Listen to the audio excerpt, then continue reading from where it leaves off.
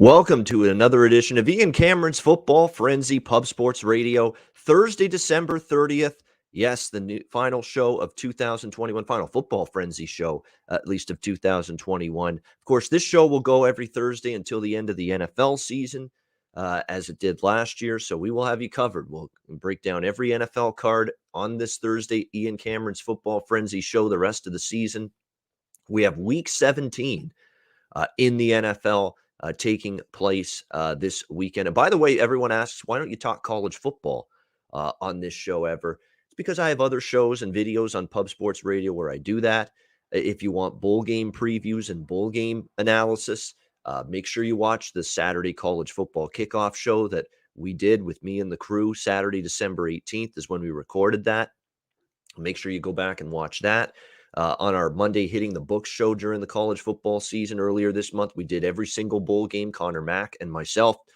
So if you want bowl game previews, make sure you check those videos out. They're right here on the Pub Sports Radio YouTube channel. So that's where you can find me talking about college football and all the bowl games. This is all about the NFL here on this show today, and as usually every week. And so we're going to get into it here. It is Week 17 in the NFL. Playoff races are certainly heating up. Let's get to it. We'll start with Las Vegas and Indianapolis. We've got the Colts, 6.5, 7-point home favorites in this game, 44 being the total in this one. This Carson Wentz situation has been all over the map, prior to this game. And we know he obviously went on COVID protocol. It immediately looked like he would not be available to start in this game for the Las Vegas Raiders. And again, he went on COVID protocol, but now there's talk that, if he's able to go through the necessary steps to get cleared from protocol in time for Sunday, then he still might play in this game. And that's definitely something you want to keep an eye on closer to kick off. The Colts, very impressive, obviously, the way they've played lately. A nice road win against Arizona. I know it's a struggling Cardinals team right now, but nevertheless, a nice performance by the Colts in that game. Their defense was solid, and Wentz even made some plays throwing the football. And, Jonathan Taylor, a quiet 100-yard rushing game, I guess you could say, against Arizona, but still very effective. He's been beyond terrific this season running the football for this team.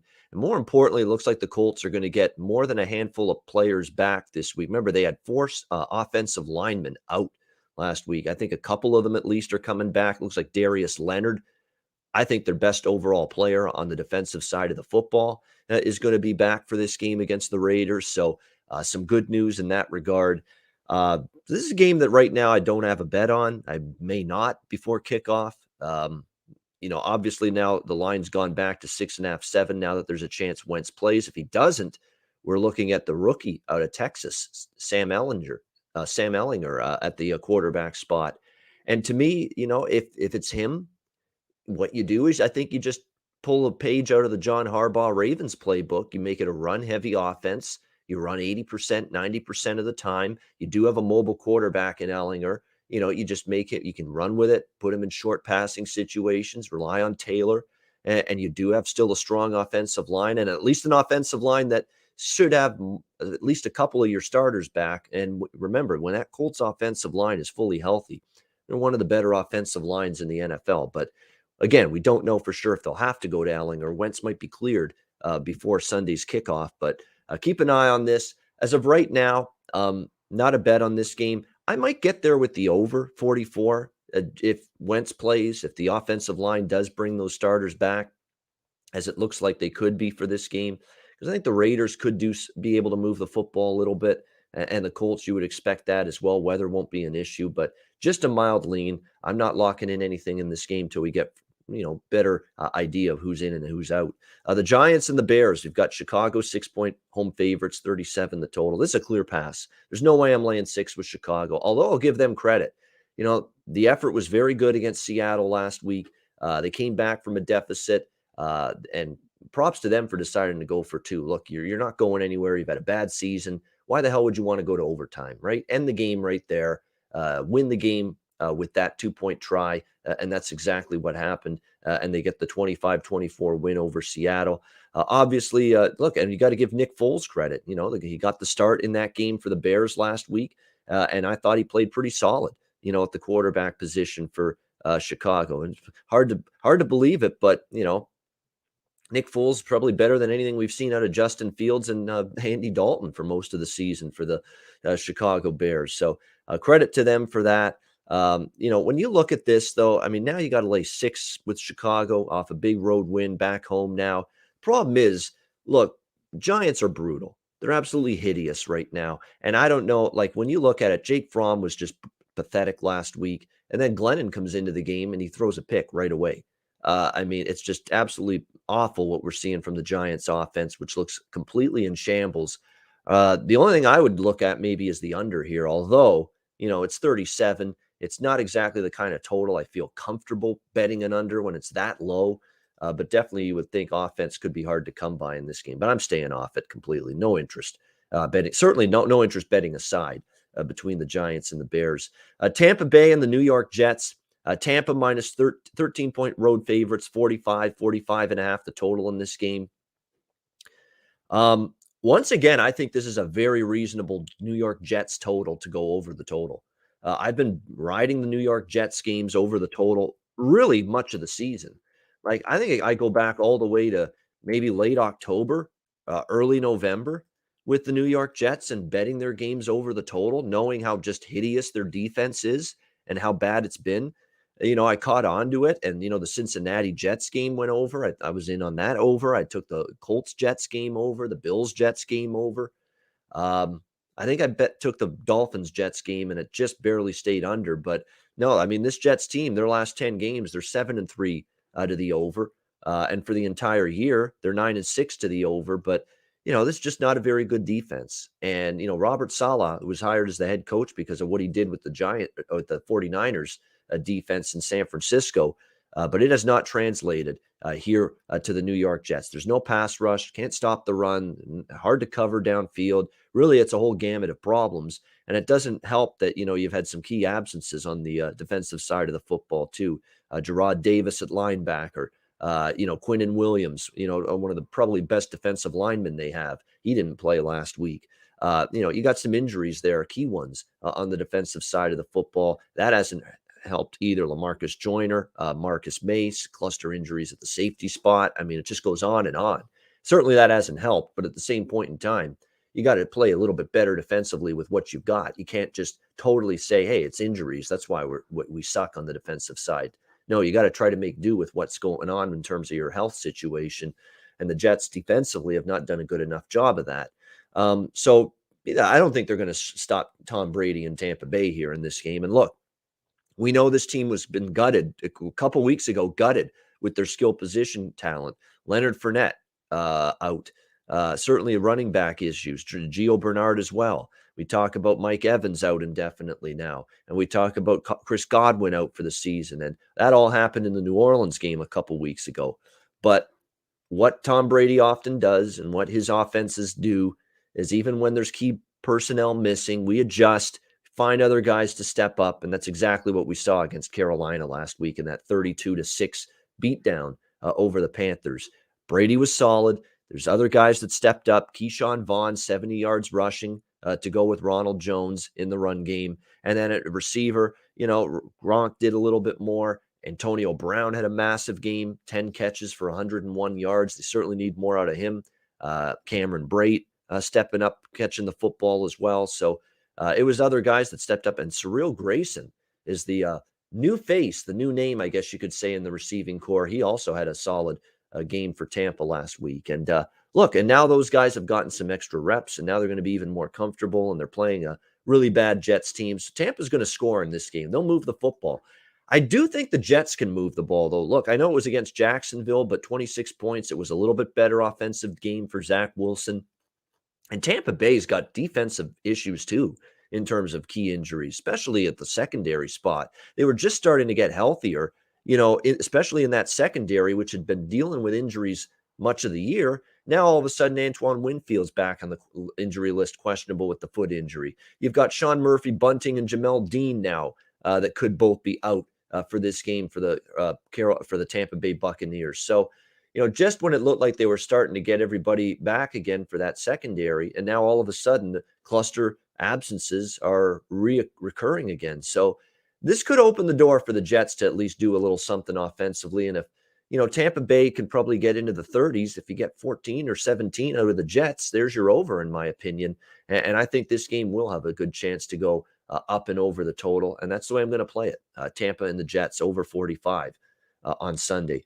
Atlanta, Buffalo, 14.5 point home favorites, 43.5 the total. My first thought is the Bills' first half full game split. In this game, you can get Buffalo -7 in the first half. And of course, they're laying 14.5 for the full game. The Bills have a track record of beating down these horrendous teams. They've done it all year. They beat up the weak all season long. Why would it stop here? The one concern is just the enormity of the win against New England last week puts them in the driver's seat for the AFC East title. They control their own destiny now. They win out. They are AFC East champs. If the Patriots and Bills are tied with the same record at the end of the year, the Bills win the tiebreaker. So the Bills definitely have the catbird seat, if you will, to win the AFC East right now. But it's still the kind of thing where, it's such a great win. They played a perfect game. Are they going to be focused and locked in on the Atlanta Falcons here enough to cover this kind of number? Certainly they could. But against Carol, go down the list of the mediocre to bad teams they've played this year. Every single one of them. Carolina, Washington, Houston. I mean, you just go on and on down that list, and all you see basically are them just annihilating those teams one after another. And certainly they're capable of doing that to this Atlanta team. And what's very scary for Atlanta? Their offensive line stinks. It's absolutely brutal. And look, Matt Ryan is, I think, done. I think I've seen enough of him now where it's time to move on. You've had a great career. I think it's time to call it a day at the end of the year. I don't know if he will, but even though he has declined, he doesn't have a lot around him. We've got to acknowledge that. The wide receiving core is bad. Kyle Pitts, they're doubling him all the time, and that hasn't given him the opportunity to find him at times down the field. Like I said, the offensive line is just brutal. Now, Ryan's not as good as he used to be. He's older now, and he's holding on to the ball too long and just making bad decisions at times. But it's just a whole issue with Atlanta. And then their defense, we haven't even gotten to their defense yet. It's not good. The Bills should win this one going away, but I just don't know in this spot if I want to lay that many with Buffalo. It would be Bills or pass still for me. Arizona, Dallas 6-point home favorites, 51 the total in this game. I'm kind of hoping the Dallas love fest continues and we can get maybe 6.5 or 7 on Arizona before kickoff, because I will be looking at Arizona at some point. They've played their best football on the road. I think people forget that. All this money coming in on Dallas. And look, Dallas, of course, the money's going to come in on Dallas. Did we see the way they played on Sunday night against Washington? Perfect game. I mean, offense, defense, special teams, all three phases were dominant in that game. Dak Prescott, the passing game was there. They were able to run with Pollard and Elliott. The defense was magnificent. They took the ball away. DeMarcus Lawrence with an incredible play. Trayvon Diggs with another interception. Special teams blocked a punt for a touchdown. I mean, it was a perfect game for the Dallas Cowboys against Washington there. But that's why now you're laying 6. And the look-ahead line in this game was 2.5 for Dallas as home favorites. There's definite point spread value on Arizona. There's a ton of it on Arizona. Now, can you trust them? Because this is a team where you worry about a crisis of confidence. They've done this before. They've collapsed late in the season. They did last year. They've done it before. And they said going into the Indy game last week, no, this is not going to happen to us again. We're going to fix this thing. We're going to nip it in the bud. They didn't nip shit in the bud. That was a bad result for them against the Colts. That was a Colts team that was down 4 starting O-linemen, multiple absences due to COVID, home game, and you still couldn't get the job done. And the more we watch this Arizona offense, the more they miss Nuke Hopkins. I mean, it's like, and they also miss Rondale Moore. I mean, he also didn't play last week, and they miss his speed. And they need more out of AJ Green. Like, you were at one time one of the best receivers in the NFL early in your career with the Bengals. Where is that guy? You need more out of him. hopefully we'll see if James Conner plays, but certainly he's been a big factor in what and for Kyler Murray, run with the football a bit more. And I think just because Hopkins isn't there, and he takes that's the thing about Hopkins not playing. He almost commands like multiple defensive players to focus on him, and it opens up so much for other receivers, even if people double team Hopkins. But now that Hopkins isn't there, all of a sudden the options are more limited for the other receivers. So I think that's impacting Kyler Murray's play negatively as well. But I'll say this right now. If you believe in point spread value, if you believe in overreactions, and this is an Arizona bet for you. It has to be, even with their struggles right now. This is definitely this feels like a love fest for Dallas. Nobody wants Arizona now. Everybody loves Dallas. Everybody thinks now they're right there as a Super Bowl NFC contender, yada, yada, yada. This is that kind of classic NFL situation where you ignore all that and you take Arizona and watch Arizona probably cover, be right. And I think it'll be a close game anyway, and watch them maybe even win it outright. And let's not forget, prior to the Detroit game, which was just a debacle, Arizona was perfect, straight up NATS on the road this year prior to that game. Its Cardinals are past for me, even with their struggles. I hope there's a better game in them because, look, if they play like they did against the Colts, they won't win. They probably won't cover. But we'll see if they have a better game. And it's just not the right spot for Dallas. Everybody loved them. They play the perfect game. No, and you're not getting the value you need with Dallas here. So I'd look at Arizona with the points there. Maybe a lean to the over as well. Carolina, New Orleans. New Orleans, 7-point home favorites, 38 the total in this game.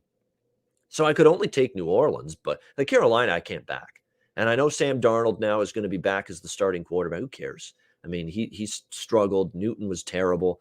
I don't trust either quarterback. Matt Rule, the hot seat's heating up on him right now a little bit. It's just not a good situation at the moment for this Carolina team. And the problem is New Orleans, who's going to be back for them in terms of COVID? Obviously 20 players on the COVID-19 protocol list for them. And you could see the result of it in that Miami game on Monday night. That was not a professional football team. That was not an NFL team on the field that night. You could tell, and the COVID situation had just ravaged through them. And now this week, are you going to have Davenport? He got injured, the defensive end in that last game. Are your tackles going to be back? Armstead and Ryan Ramczyk?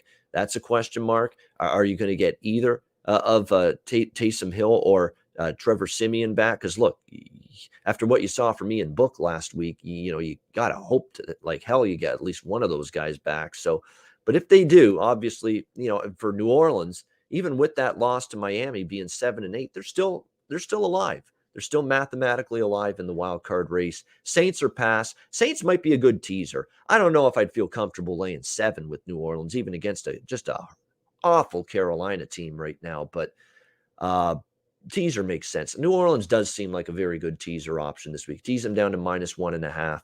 I do think they win the game. Just a question of whether they cover laying the 7. Philly and Washington. Philly 3.5 point road favorites, 44.5 the total. So it's the second game in 3 weeks between these two teams. Of course, they played on that Tuesday a few weeks ago. And look, maybe Washington's going to get a little healthier this week, perhaps. I understand that. But boy, this love fest here the money that's coming in on Washington, I'm shocked by it. I mean, we're talking Philly now -3, 3.5 in this game. Philadelphia is playing some good ball right now. Now, you can argue the schedule: Denver, Saints, Jets, Washington, Giants. I get it. They haven't beaten a lot of quality foes during this run, but they're doing what they're supposed to be doing. And that's winning these games. Their defensive line's been getting after the quarterback lately. Their run defense, has been pretty solid. Just ask the Giants, 84 rushing yards. That's all they had last week. The run defense has been good. The O-line with a healthy Lane Johnson, look at how much better it is. Jalen Hurts, solid at least, throwing the ball, running with it at times. There's a lot to like with Philly. They're playing good football. At this number, it's Eagles or nothing for me. I mean, I understand Washington was totally humiliated, totally ashamed by that game on Sunday Night Football last week against Dallas. And yeah, they're prideful athletes and players. They're going to want to atone for that. But you still got to be good enough, to win the game. And we're talking not just atone for that from an effort standpoint. We're now talking about, hey, they got to win the game, pretty much getting 3.5 here. And I just think Philadelphia is better than them. And Taylor Heineke was not good last week, and that's putting it mildly. Then he's had a weird season where he's had some terrific games and not so good. And again, there's still a lot of concerns. Is Montez Sweat going to play? Antonio Gibson's got the running back has a toe injury. You've got a lot of concerns here for this Washington team from an injury standpoint. You've already lost Logan Thomas, your tight end. You've got some O-line questions. Very, very much a shorthanded team right now. A little bit shocked, to be honest with you, that this much money has come in on Washington. I understand and even I sometimes like to back teams off an embarrassing loss, but it's still a beleaguered team, shorthanded, a lot of absences, 6-9 team. They're not going anywhere, and I know they want to, be a little bit, show some pride after just last Sunday night, but not at this number. Philadelphia is just flat out better. It would be Eagles now -3 or 3.5 for me in this game. Kansas City, Cincinnati. We've got Kansas City 5-point road favorites, 51. The total's been bet up significantly. Hard to argue with that. I think both teams could find their way to some points here. The only concern would be the Bengals offensive line sometimes has issues with teams that can get pressure. And now with a healthy Chris Jones for the Chiefs, and you pair him with Frank Clark, and all of a sudden you've got a defensive line that can really get after quarterbacks. Can that Bengals offensive line hold up in this game against Kansas City? If they can, though, look, Joe Burrow, we're seeing if he gets even just a little bit of time to throw the ball, and that's going to be the critical element. Will he get that time is the question against the healthiest Chiefs defense we've seen all season, and a Chiefs defense that, look, going back to November 7 against Green Bay, they haven't given up more than 20. They haven't given up more than 14 points in any game except the Chargers game. That's it. I mean, they have been magnificent, Kansas City, on the defensive side of the football. But they will be tested here by Cincinnati. Joe Burrow was amazing last. Now, Baltimore had a junior varsity secondary. I think that's what it looked like to me with all the injuries. You have to remember that. But still, Joe Mixon ran the ball well. Everybody got into it for Cincinnati in terms of the passing game. T. Higgins, 12 catches. Jamar Chase, 7 catches. Tyler Boyd, 3 catches and a touchdown. C.J. Uzomah, 5 catches, 36 yards. I mean, it was everybody. I mean, he sprinkled it around Joe Burrow to a bunch of different options down the field. There could be the question, can he do that here against Kansas City? A lot of money coming in on Kansas. Kansas City open 4. They're 5 now, and you understand why. I mean, the Chiefs are as a hot betting commodity as there is right now. They've won 8 in a row. They've covered 6 in a row. It's not easy to go against this team, and I don't think I'm going to. But I don't know if I want to lay 5 either against this Bengals. This Bengals team on their best day is capable of beating anybody in the NFL. We've seen that this year already. And they're a home dog here in this game. So it's a great game. I lean over. I don't want to really go against either side here. I certainly don't want to step in front of Kansas City right now. But doesn't mean I'm going to lay a 5 either in this game. Should be a good one, though. Mahomes and Burrow, looking forward to it. 2 guys that are probably two quarterbacks that are probably going to be top 5 quarterbacks in the NFL for the next decade. As long as they stay healthy and don't have some kind of devastating injury that forces them to retire early. You're talking about 2 guys that are going to be top 5 quarterbacks in this league probably for the next decade. All right, next up, we've got Jacksonville, New England. New England, 16-point home favorites, 41 the total in this game. This could be New England first half full game. I mean, they need to smash somebody. They need something good to happen. They've now lost 2 in a row after that 7-game win streak to the Colts and the Bills. They still can win the AFC East, but they've lost control of their destiny now. It's in the hands of the Bills. And remember that if the Bills and the Patriots, who currently have the same record, if they end the season with the same record, the Bills get the AFC East title. So it's a big bounce back spot for New England. Look, Jacksonville just snatches defeat from the jaws of victory. They did it again last week against the Jets. They drive down the field. Just unbelievably, unspeakably bad in that final drive. They spiked the ball on 3rd and goal. Now, 4th and goal, They basically, nobody knows what the hell's going on. Nobody knows what play is about to be run in that game. And then it was a terrible fourth down play to try to win the game. It didn't have a shot, incomplete, and they took a penalty on the play anyway, so it wouldn't account. It would have been declined, game over anyway. I mean, you talk about that did not look like a professional operation. And that's what you're getting with Jacksonville right now. Just an absolute shit show in terms of what we're seeing from this group. So yeah, do I want to back Jacksonville right now? No, I don't. And this, especially in a spot here for New England where they could be coming in for the kill, in an important. We can't look past this team. We need to get back on track. You know, Belichick's going to drill it into their heads, but there are issues with New England. Defense is suddenly not stopping the run as well. They didn't force a punt against Buffalo last week. I mean, that defense could not stop Josh Allen and the Bills. That's a concern when you're laying 16, although this is now a much weaker offense, obviously, and team. And Mac Jones is starting to throw interceptions. He's starting to force the ball. He's not been as patient lately. There have been some issues now with the interceptions with Mac Jones, and that's another thing that concerns me going into this game as well. So, yeah, I mean, it's a New England spot. I would only take New England, but you're laying a big number, and that might be too big for me to even get involved with it.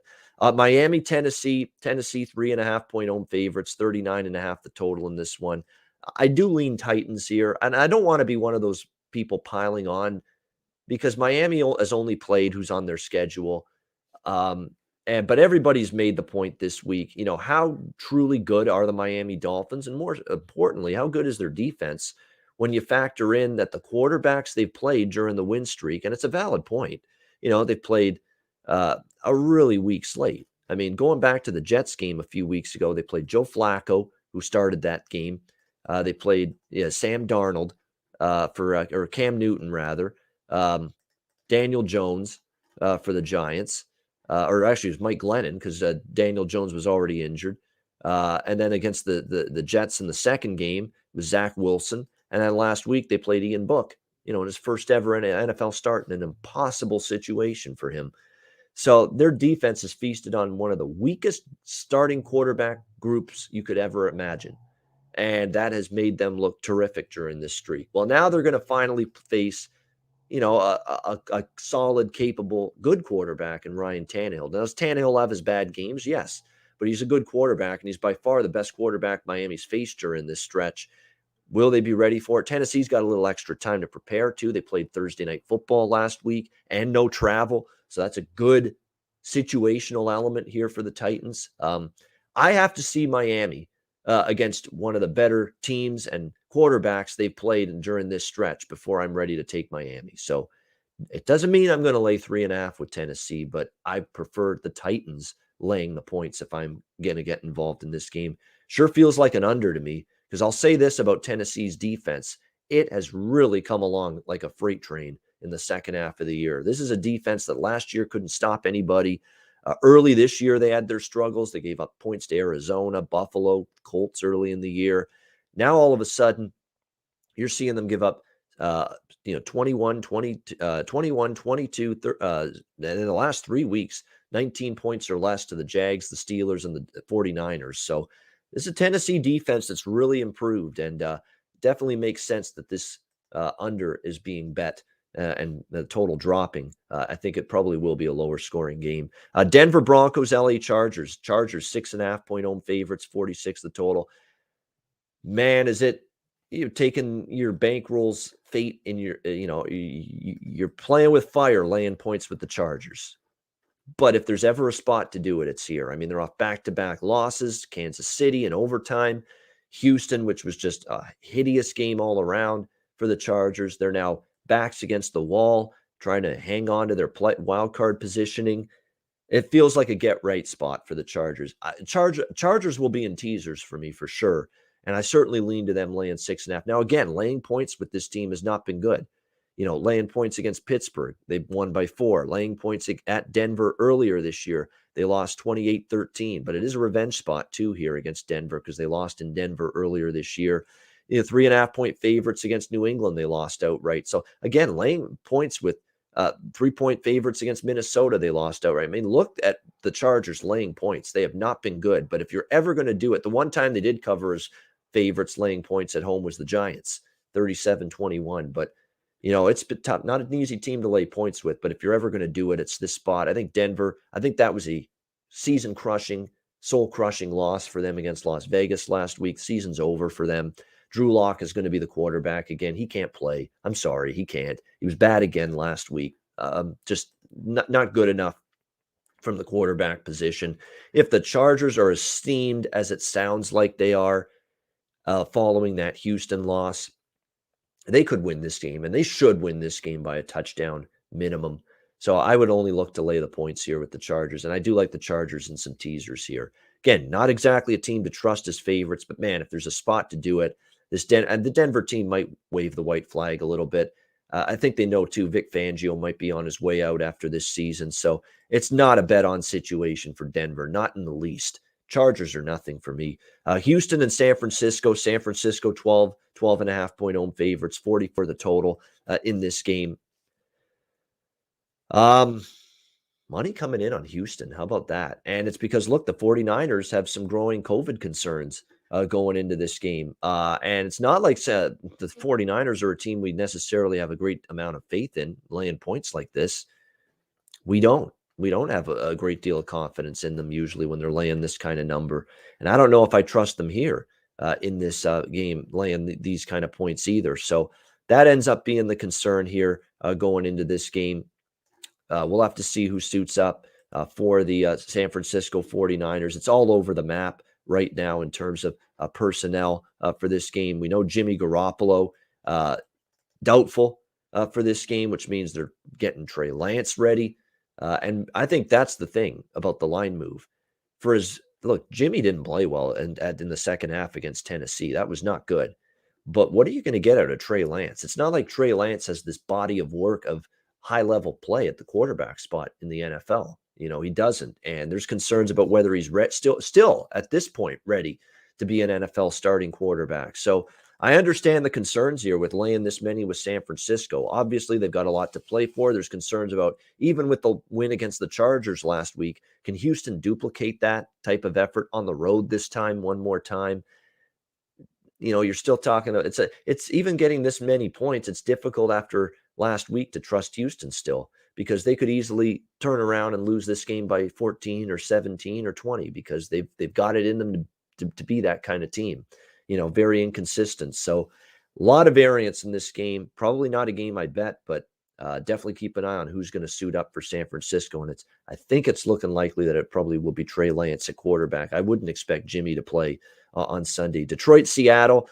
Seattle 7-point home favorites, 42 the total. I'm on Detroit here. I mean, you just can't lay 7 with Seattle right now. We saw it last week. They were laying against Chicago. They lost the game outright, 25-24 in that snowy affair in the Pacific Northwest. And all Detroit does every week is battle their guts out. And battling their guts out again here this week, that might be all they need to stay within a score of this Seattle team. The compete level has been there every single week. Certainly we would like it if Jared Goff comes back this week. Tim Boyle was pretty rough, I'll be honest, with him at quarterback last week. He did what he could, but you can tell that's not necessarily a guy you trust the quarterback spot. Yet, in spite of that, they still outgained Atlanta by 84 yards, and they were right in the game with a chance to win on the final drive, even with Tim Boyle at quarterback. So it tells you what you're getting from Detroit in other facets. Amon-Ra St. Brown has really stepped up at receiver in the absence of, Hawkinson's out. They've got some other injuries at that position. He stepped up for the Detroit Lions, so give him credit for that. Josh Reynolds has been out at receiver. Quintez Cephas was lost early in the year to injury. So give Amon-Ra St. Brown credit. Been very good lately. And like I say, right now, this is a Seattle team that season's over. Questions about Russell Wilson's future. Is Pete Carroll still going to be back next year for Seattle? 5-10. They're not used to that. And where is the fire and the incentive and the motivation for Seattle in these meaningless last 2 games? I'm not sure it's there. Yeah, I think Detroit has shown you they're still playing hard. So give me the Lions here, +7 at Seattle. LA Rams, Baltimore Ravens. Rams 3.5-point road favorites, 46.5 the total in this game. I certainly like the over here, 46.5. Baltimore's defense is still rough shape, and that's putting it mildly. Are they going to get any of these cornerbacks returning from, these absences? They have been just ravaged in the secondary, and we saw the evidence of that last week against Cincinnati with Joe Burrow throwing for 525 yards against this Ravens set pass defense. So are they going to get any of those guys back? I mean, they've given up 72 points in the last 2 games combined to the Bengals and the Packers. I mean, it has not been good.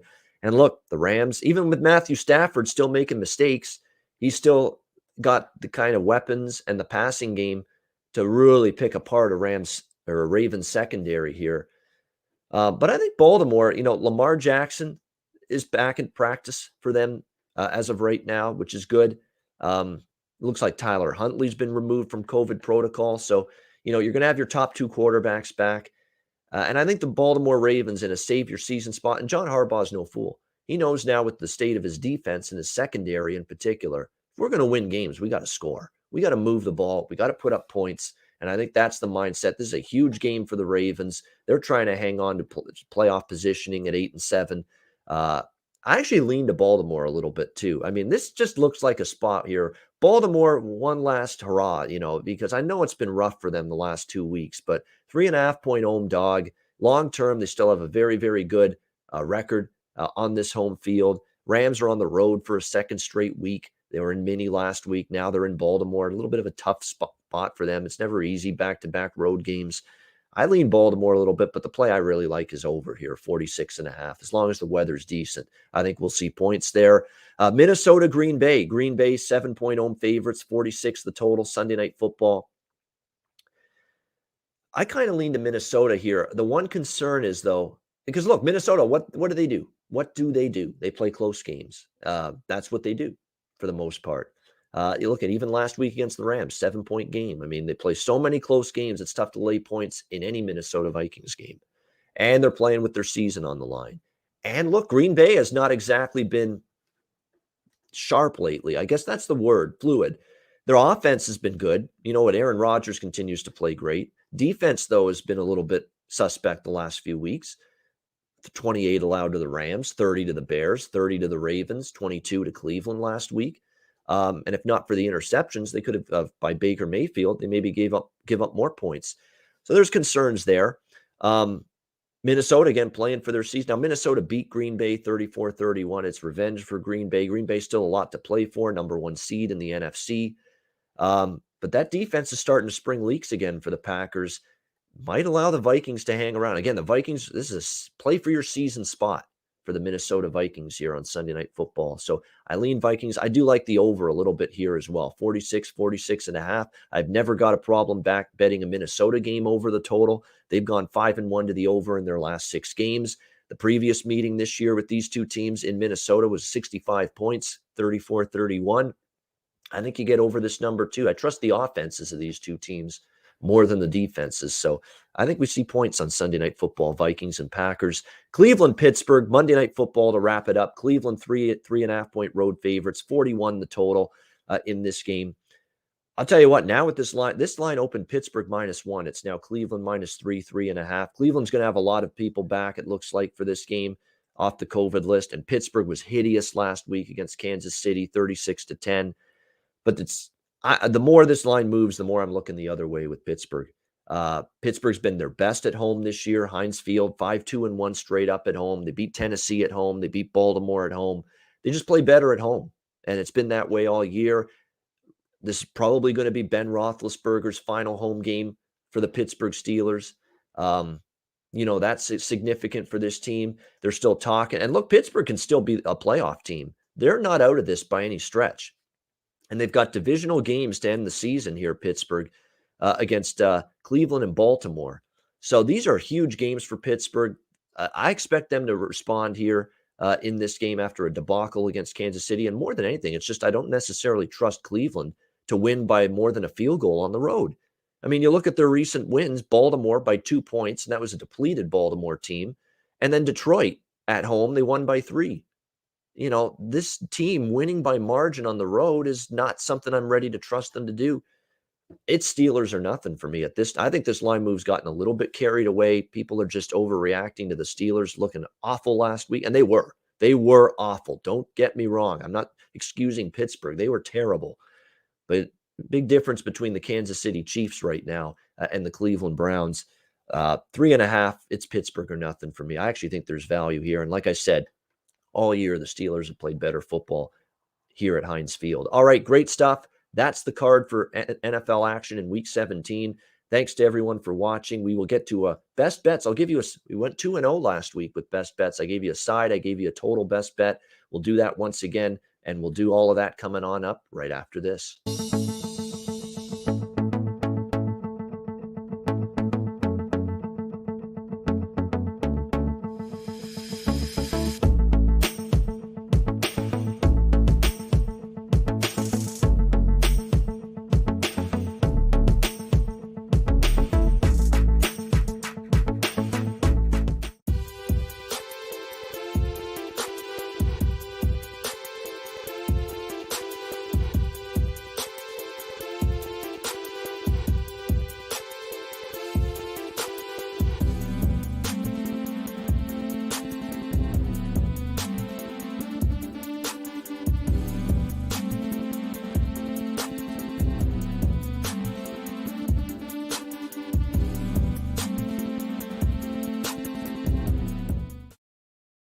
All right, Southtown 101. When you're in San Antonio, Texas, stop in. Great food, drinks, live music, DJs, karaoke at Southtown 101. Manscaped promo code PubSports. 20% off your purchase, Lawnmower 4.0, or any Manscaped product using promo code PubSports. And mybookie.ag, promo code PubSports. Great time of year, NFL, lots of college football, bowl game action, NBA, college basketball, NHL, UFC. Check out mybookie.ag. Sign up for an account. Bitcoin accepted currency for your deposit. Mybookie.ag, promo code PubSports. All right, let's wrap up another edition of Ian Cameron's Football Frenzy with best bets. We'll give you a side best bet and a totals best bet in NFL action. I'm going back to the Detroit Lions, +7 against Seattle. We got there with them last week, even after the news of Jared Goff not playing. It's just more than anything, Detroit keeps playing hard every week. Seattle, you can't trust them laying 7 right now. They lost outright as favorites in this range against Chicago last week. Detroit's still playing hard, and I like the Lions here, +7 to once again be right in the game. Lions +7 against the Seahawks. That'll be the best bet side. The best bet total is going to be Rams-Ravens, over 46.5. I think we see points here. Baltimore's a complete over team right now. An offense that can still move the ball, especially with Lamar Jackson possibly back at quarterback this week. And if not, Huntley, who are still better options than Josh Johnson. They'll move the ball, I think, a little bit. And the Rams and Matt Stafford, yeah, he's had some interception issues lately. That concerns me long term, but still a passing game that is very, very explosive and dynamic enough with Odell Beckham and Cooper Kupp and among others to really, really torch potentially what still could be a depleted Ravens secondary going into this game. So let's go over 46.5. LA Rams, Baltimore Ravens for the totals best bet for this NFL Week 17 card. That'll wrap up this edition of Ian Cameron's Football Frenzy. Hit the like button on the way out if you haven't done it already. Enjoy the games and good luck this football weekend. Happy New Year as well. Best wishes in 2022. Health, happiness, profits. I hope you all achieve those things in the year ahead. Thank you for watching another edition of Ian Cameron's Football Frenzy. I'm Ian Cameron. Enjoy the games and good luck. And we'll see you next Thursday in 2022 for another edition of Ian Cameron's Football Frenzy right here on Pub Sports Radio.